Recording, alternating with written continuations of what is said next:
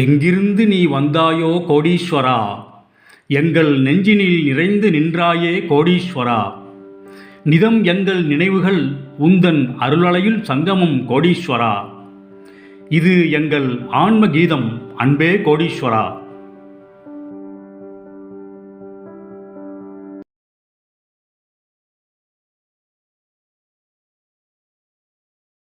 கோடீஸ்வராய நமக. வணக்கம். இப்போ உங்களுக்கு ஒரு அருமையான சம்பவம் சொல்கிறாங்க.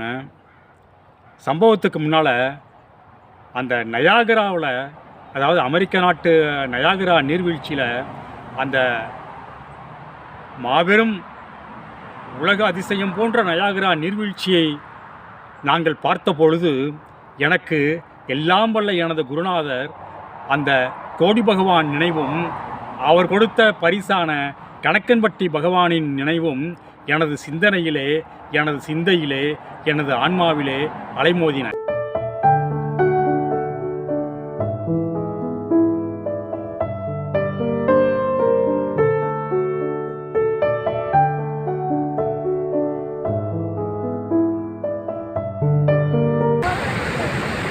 ஐயா கேர்ஃபுல் ஐயா.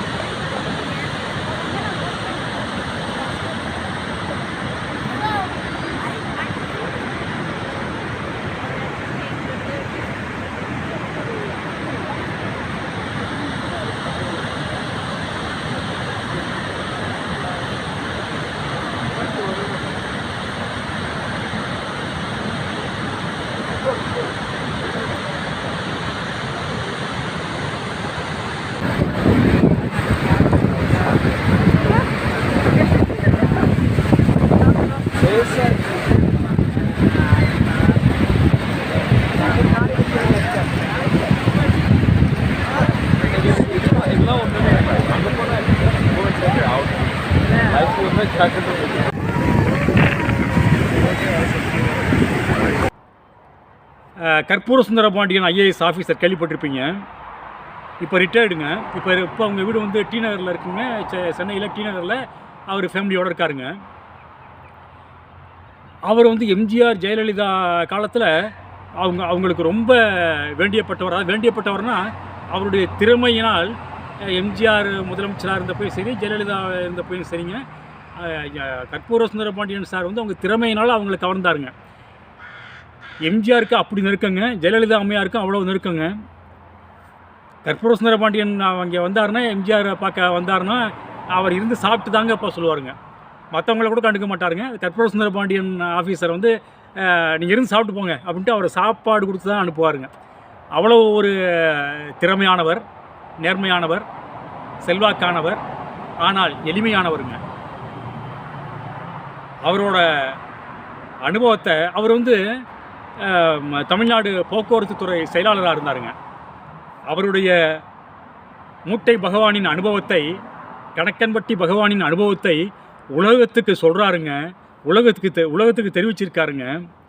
பாருங்கள், அதாவது 2000வது வருஷங்க.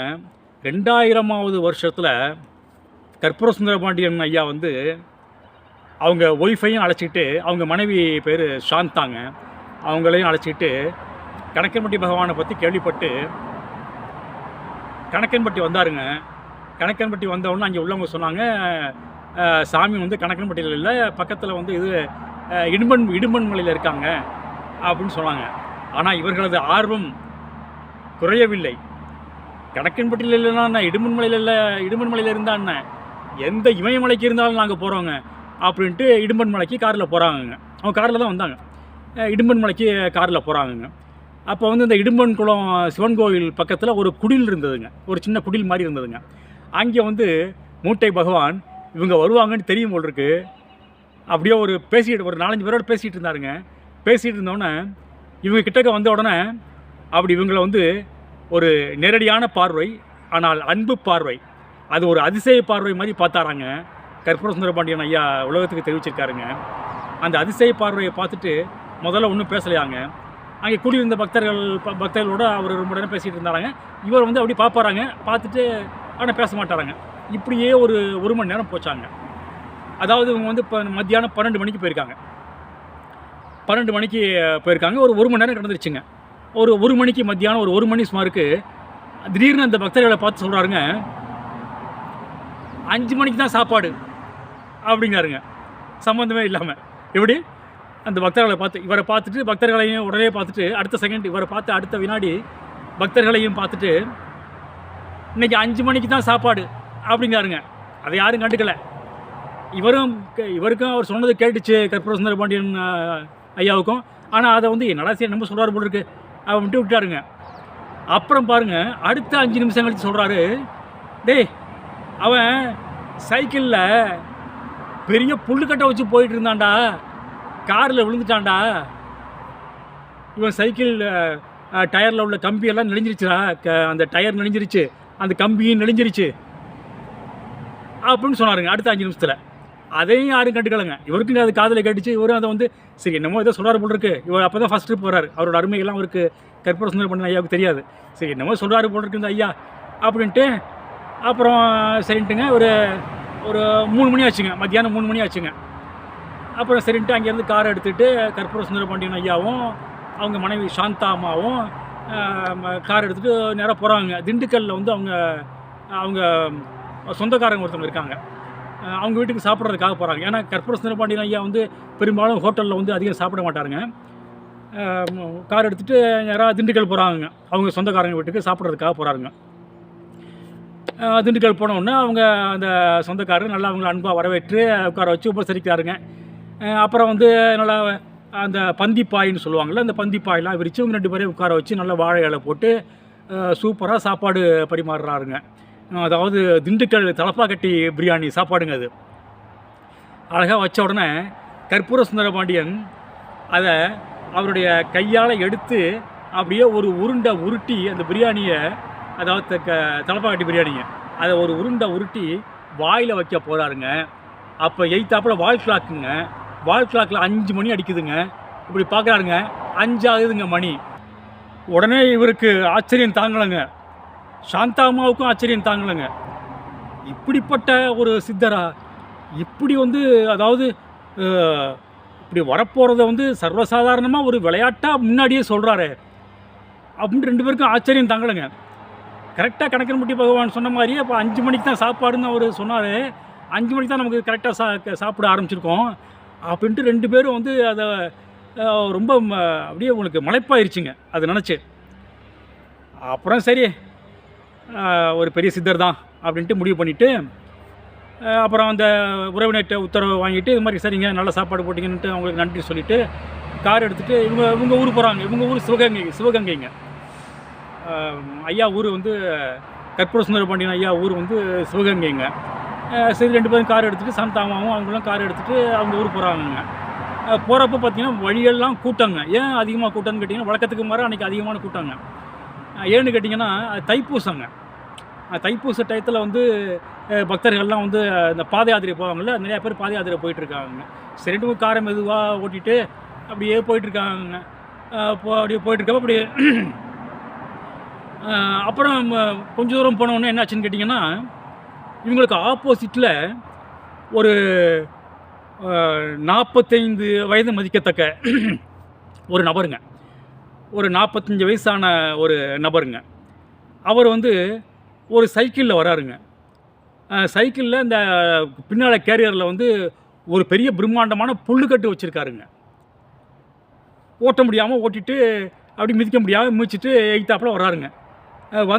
வர்றவர் அங்கே இந்த பக்தர்கள் கூட்டத்தில் ஒரு லேடி மேலே ஒரு பெண் பக்தை மேலே மோதிட்டாருங்க.